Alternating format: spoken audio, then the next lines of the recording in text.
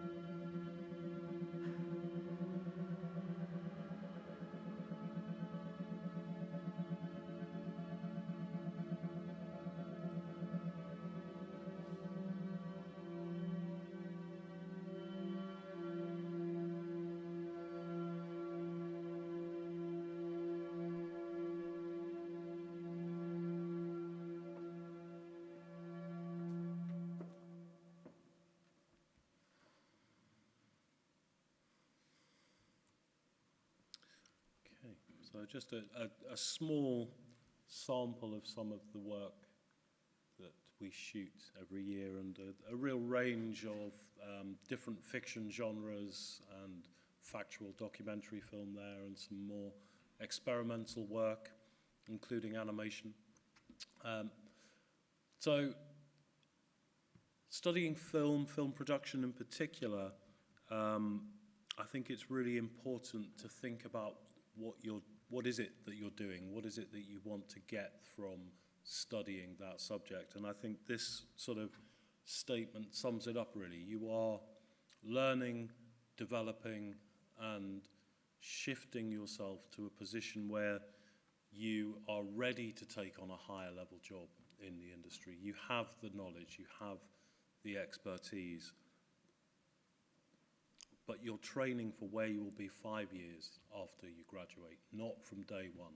And I think that there is often a sort of a misconception with degrees in general that you are training to leave university and enter a profession on day one, and that's not the reality for most people in any subject. And film, is true that it takes a while, but it doesn't take as long as it used to.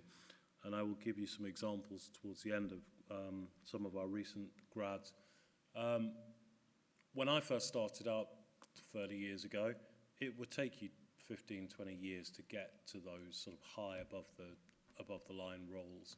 Now it takes 5, 6 years, because the industry needs talent right now, and it's replacing a lot of roles that perhaps existed 10 years ago that don't exist today. So it's you're learning to continue learning and to develop your knowledge to become that cinematographer, that director, that producer, that sound designer further down the line.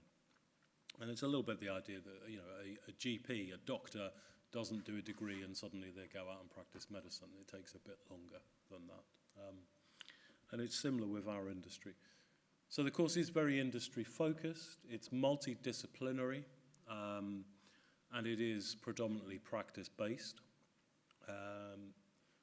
As I said before, we focus on critical creative storytelling.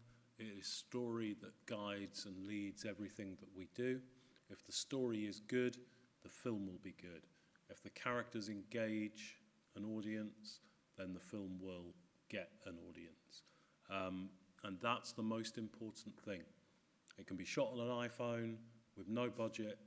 If your characterization is good, the story resonates with your audience, the technology doesn't matter. As I've said, we've won a lot of awards for our short films, and we do not really have a singular style. We make all sorts of films from multiple genres of fiction through documentary, through to commercial styles of film like fashion film, and then more experimental work. And it is that kind of experimentation, I think, is central to your time as a student. And I wish I'd made more of my time at film school to test and push the technology and try new things. It wasn't until I left that I was able to do that. So in September 25, when if you were to apply and join the course, when you would start, we will have a new studio based at Havers Road, which is a virtual production studio. It's about the same width as this room and about half the size, about the same height. And it will have a 10 meter by 4 meter LED screen that we can shoot in front of. So if you don't know what virtual production is, it is a method of transporting real cast and real set to anywhere in time or space that you can put on a big screen behind it, basically. So for those of you that are older like me, you know, so many films in the past have been shot using rear projection of 35mm film. Now we do it on a big LED volume. In the middle here you can see 2 stills from my current film, produced last year. It's a film set in 2001 in New York, and majority of the film is set in a taxi. You can see in the top left-hand image there, you can see the 1998 New York cab that we hired, sitting in front of a big screen projecting a cityscape. That is virtual production. And so whilst I'm talking, some images here. So this technology has been around for a while and, you know, pretty much is used in so much stuff that you're watching right now. Any car driving sequence probably has been shot using this. It's much, much harder to shoot in a real car, close real streets, and get your actors acting inside a moving car. So the majority of those kinds of scenes are done in using this method. But it can also be done, you can take people to any kind of location, any kind of place. And that sort of experimentation and professional development is really key to understanding where the industry will be in 5-10 years' time. This is not going away, and we will be at the forefront of teaching that come September. I have been teaching some of this already by hiring in screens. But so in September 25, we will have that screen, and my whole team worked on that. My DOP was a member of my team, my director, first time she had directed against virtual screen. The lady in the film is actually Ellie, who was our director of film and performing arts. So it was a kind of collaboration between staff and students. And we had 10 of our just graduated students on that film in paid roles supporting the different departments. And this sort of leads me neatly on to thinking about, well, what is it that is important about getting into the film industry, if indeed you want to go into the film industry? Well, it's about being set ready. And this is a kind of weird, nebulous phrase that different people in the industry will bandy around, and it means something different to everybody. And what it boils down to is a sense of belonging and confidence to walk into a set and know what to do and know how to behave, okay, and feel like you should be there, okay? It's not about the skills, the knowledge, the expertise in different craft areas. It's about that thing. It's about feeling like you should be there and you know what to do, and you're not fazed by this big mechanical factory-like machine operating around you, okay? And you learn that through doing it, and doing it lots of times in small scale, building up to bigger and bigger scale. That's how you become confident and you feel like you belong on a film set. So we teach all of these specialisms: writing, directing, producing, sound, cinematography, production design, editing, and then some of the sort of more associated roles like assistant director, AD, one of the most important people on the film set. This is my team. I'm not going to go through them all by name and give you their CVs, but they are all industry practitioners. I have documentary directors, drama directors, feature film writers, producers, sound designers, editors, whole range, cinematographers, a whole range of different industry expertise is brought together to deliver this course, and everybody is continuing working now, okay? These are not people that had a career, 30 years ago and are now, teaching. These are people that are continuing to make films as we speak right now. And some of them are films that include our students as trainees. So we have two entry points to film. We have the Integrated Foundation, formerly known as the Year Zero, which is a really great entry point if you've not studied a creative subject, you're completely fresh to this, you've not really any experience in film, perhaps your A-levels are in completely different subjects, as mine were before I went to film school. This is a great space to develop your knowledge of creative education, your knowledge of film, and develop your portfolio ready to join Year One.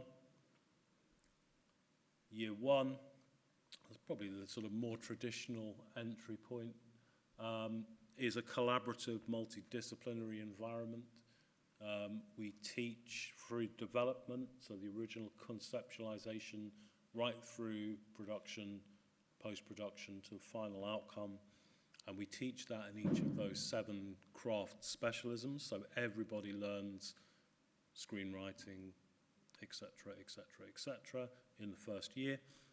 And then at the end of the first year, we do a collaborative film project, an adapted fiction project with our acting course. And as of next year, our electronic music and sound students will be scoring those films. So that's a big collaborative short film project adapted from existing short stories. One of my favorite projects, actually, in the whole course. In year two really becomes about being slightly more outward facing and working more with people in the industry and talking to people out there in the real world, not in here. So you become more outward facing, and that's a really great way to learn how to negotiate, how to communicate, how to work with professionals. We do a documentary project, an original fiction project. In the original fiction project, we are casting professional actors through Spotlight, and that is funded from my central budget. So everybody has that opportunity to work with actors' agents, to negotiate contracts, etc., etc. Okay? Really important. The only way you can learn those things is doing it and having the experience of working with those type of people, because they are a very specific type of person. And then we do a series of collaborative projects with other courses. Excuse me. We have a very successful ongoing fashion film collaboration in year two. Fashion film is what music video was 20, 30 years ago, where new talent, new directors can make a name for themselves. So online fashion content and fashion film is one of the few areas where there is still money to make exciting, experimental, new things. Music video is dead. Okay, music video is not the way to get into the industry. There is no money to make music video. Really well-known directors do things on spec for free to try ideas out. It's not the route into the industry it once was. But fashion film is. In year three, we run the entire year like one massive production company. So this year we've got 18 shorts. That's 180 minutes of film. There are 50 students, cinematographers, writers, directors, producers, etc. They've all specialized, and we build teams to deliver each of those projects. They're all original projects, written and directed by our students. And so in year three, you can develop, write, and direct a short of any type. It doesn't have to be fiction. It can be dance film. We've got 2 dance films this year. It can be experimental film. It can be documentary. The large majority tend to be fiction. But you can also not do that, and you can specialize in a specific area. For example, producing, cinematography, production designs, editing or sound, and build a portfolio working across multiple films. So I, for my sins, run the sound design department. So I usually have between 7 and 10 sound designers who produce all of the sound and music for the films. And there's a similar department that does all of the design, does all of the camera, the editing, etc. Our students win awards. The work is seen all over the world. There's just a few examples of where our work has been screened. In year 2, we very often work with a live client for those collaborative projects.